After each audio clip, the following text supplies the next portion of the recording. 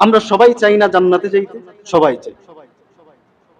এক ব্যক্তি রাসূল আকরাম সাল্লাল্লাহু আলাইহি ওয়াসাল্লামের কাছে আসলো, এসে জিজ্ঞেস করলো, ইয়া রাসূলুল্লাহ, ইয়া হাবিবাল্লাহ, ওগো নবীজি, আমাকে এমন কিছু আমল শিখিয়ে দেন যেই আমল করলে আমি সহজে জান্নাতের মেহমান হতে পারবো।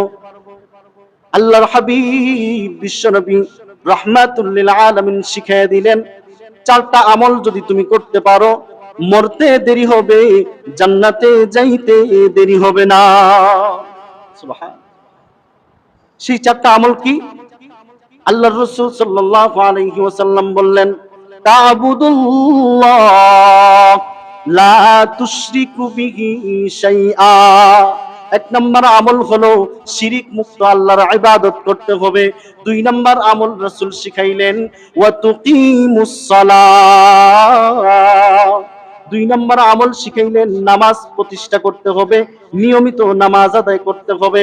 তিন নম্বর আমল রাসূল শিখাইলেন, ওয়া তুতিজ যাকাত, যাকাত যদি ফরজ হয় যাকাত আদায় করতে হবে।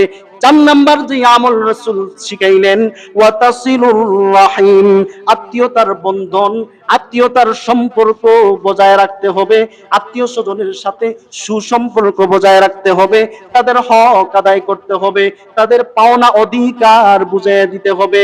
আল্লাহর রাসূল সাল্লাল্লাহু আলাইহি ওয়াসাল্লাম বলেন, এই চারটা আমল যদি তুমি করতে পারো, মরতে দেরি হবে, আল্লাহ রাব্বুল আলামিন তোমাকে জান্নাতের মেহমান বানাইতে দেরি করবেন না। সুবহান।